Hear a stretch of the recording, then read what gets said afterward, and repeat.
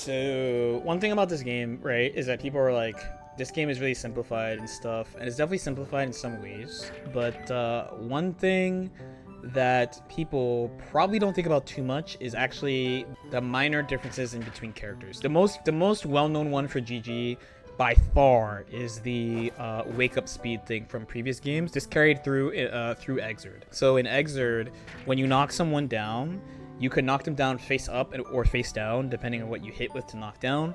And depending on which way you knock them down, the character would get up at a different time. When you're starting the game, honestly, it's pretty obnoxious, but as you become more advanced, it affects your matchup strategy because you'll start picking combo enders that knock down a certain way maybe, or when you get certain hits, you'll realize that you have like different options. Your opponent needs to realize that you have different options and that they might have options to escape your thing. To me, it's something that I did like, but I understand why people are happy it's not in the game. They say they don't want to memorize a bunch of stuff about the characters, but there's actually a bunch of stuff you have to memorize about the characters anyway.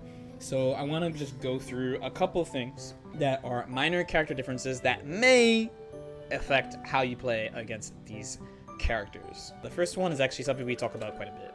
So the first is, of course, going to be the fastest button. So most people know about this because everyone likes mashing. Admit it, you guys like mashing. The fastest buttons are 3 frames, like Souls 5K and Chips 5P, and the slowest buttons are characters like Milia with her 6-frame 2K, Faust with his 6-frame punches, and Axel with his 6-frame 2K.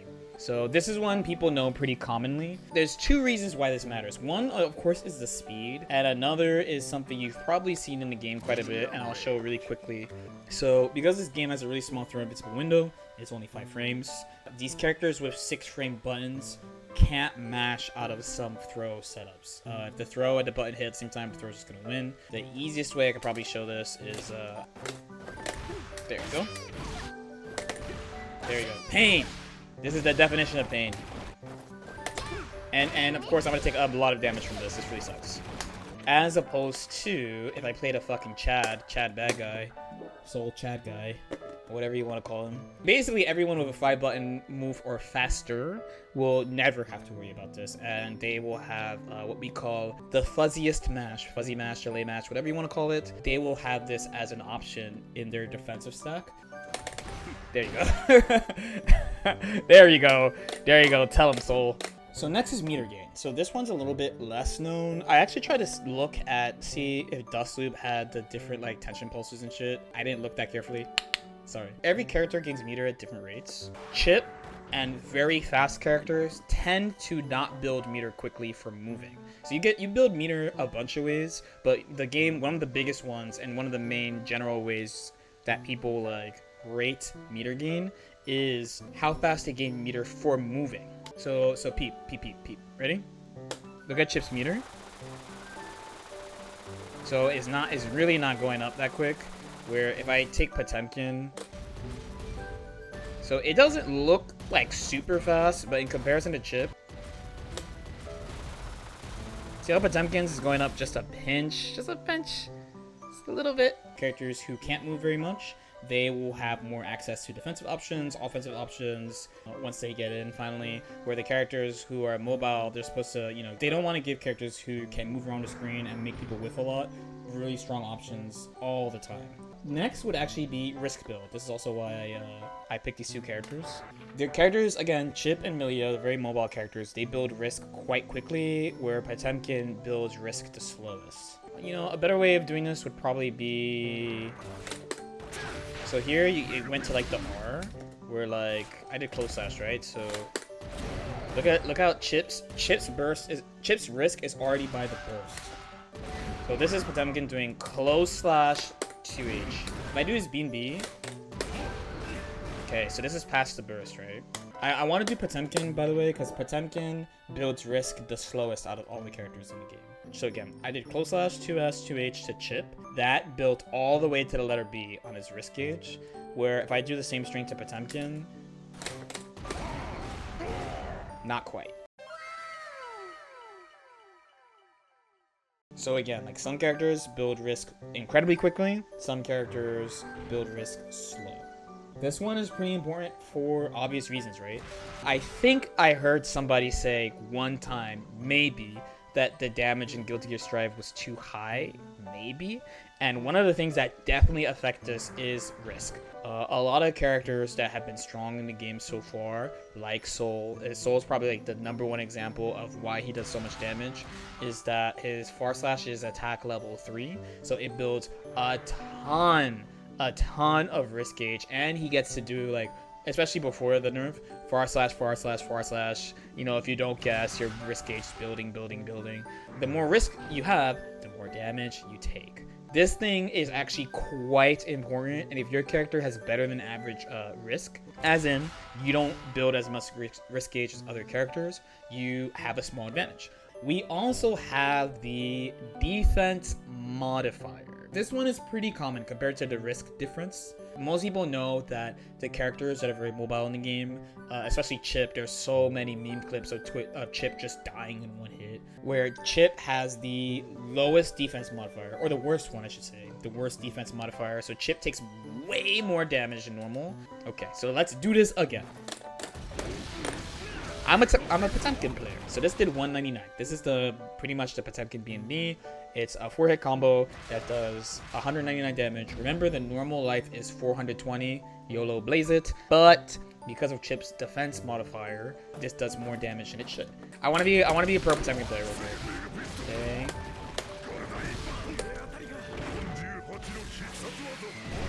All skill, baby. Okay. Well, now I'll do this combo, just a B&B.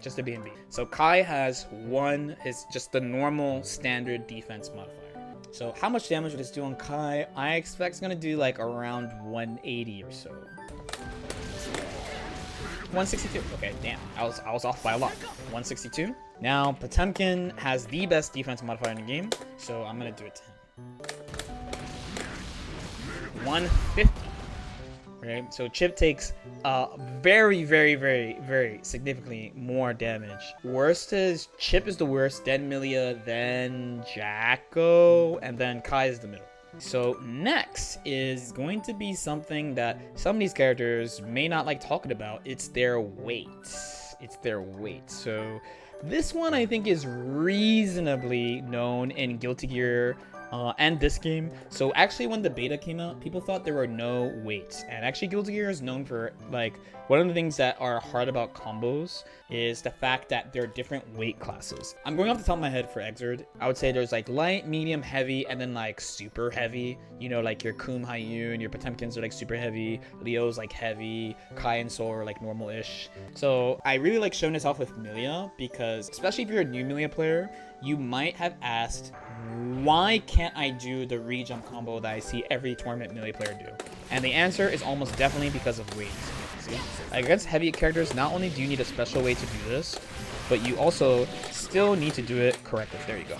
I barely got it. Now, if I go to a normal character, right? So Chip. So you can actually do this on mediums pretty reliably.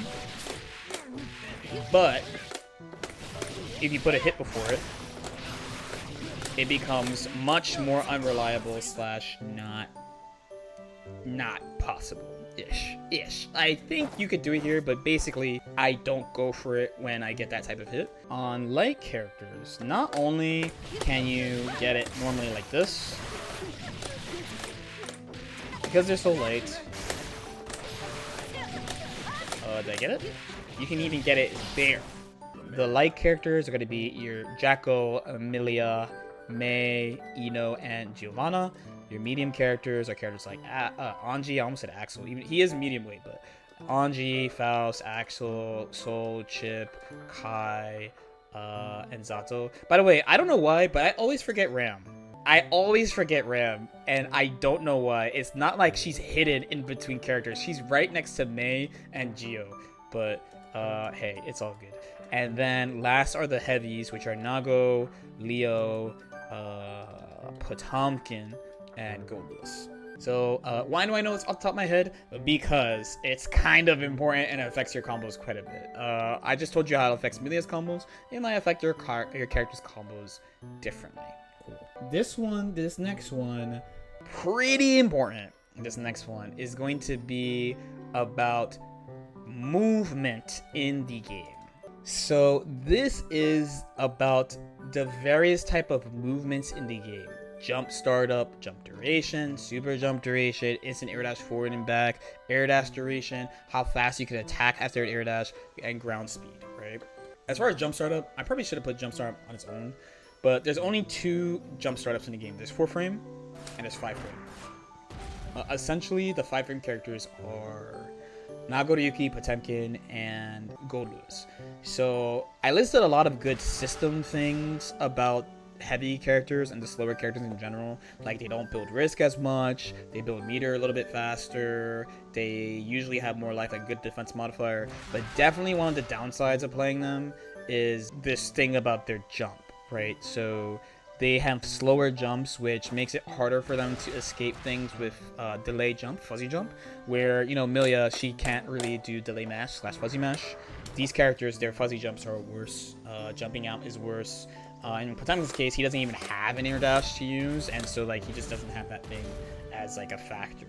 Outside of jump startup, like, you know, the jump duration, super jump duration, instant air dash forward and back, air dash duration, and how fast you can attack, these things affect like the general flow of a matchup. So, and like how you might think about neutral situations. So these are kind of important to think about. In Potemkin's case, for example, he can't air dash. So you might get a little bit more aggressive with positioning. When he jumps, you know he can't pull up on you very aggressively. So you might be very focused on his ground ranges and might cycle how you approach from the air a lot against him.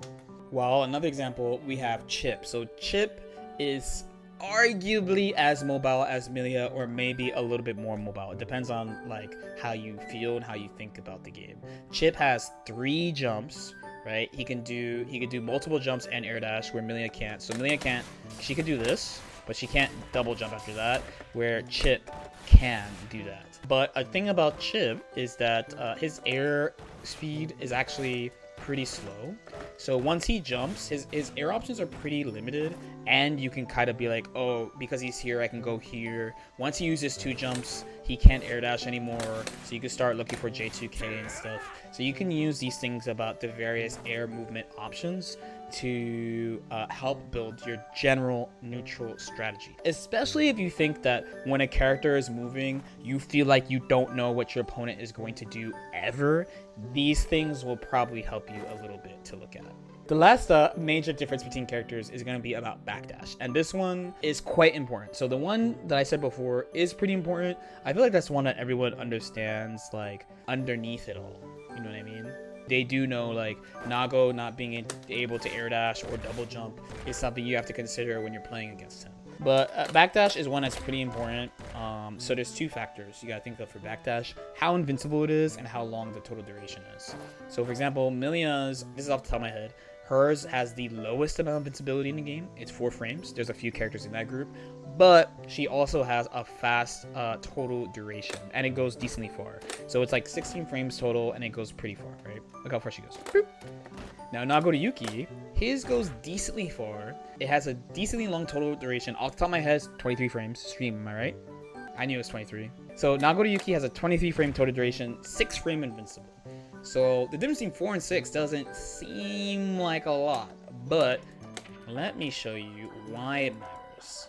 We're gonna use Mei. So Mei has a 7 frame startup, 6 frame active, plus 3 on block close slash. So if I do this perfectly,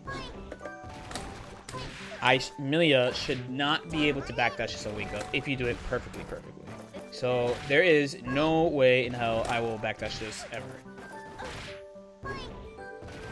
In the corner. See, that's me trying to jump, and this is me trying to backstep, and this is me trying to throw. Okay? Everything gets moved. Right? There you go. Right? Nagoriyuki has more invincibility. He has 6 frames, so he can slip out of this. Of course, Mei, I don't know exactly how much recovery she's gonna have on here. I'm definitely assuming she has frame advantage when this happens. Let's go look. Let's do a little math. So 623, so 17 frames, and she has 8 frames recovery. So yeah, she has a couple. She could probably just close slash again, to be honest, if my math is right. And this is them hitting like a perfect backdash too. Yeah, see how she's like walking forward already? The difference in invincibility, even though it's small, it's only 2 frames, it really does matter, and it can make a difference. In the corner, of course, you know, people can cover backdash pretty well, but in mid-screen especially, there you go. It might make a difference for you, and you should really think about like certain situations where it might seem really scary, but actually your backdash could help you out. When some people say the game is like simplified a little bit, like a lot of these things are strategies you would use in Guilty Gear, just like period. But these minor differences between the characters, between how much meter they gain, how they move, how they jump, how they air dash, their back dashes, their fastest attacks, how their character moves in those spots, these things factor into your strategy as well, and it's another thing that's just important in any version of the series. So like these things still matter. Okay, that was a ton of stuff though. Any questions?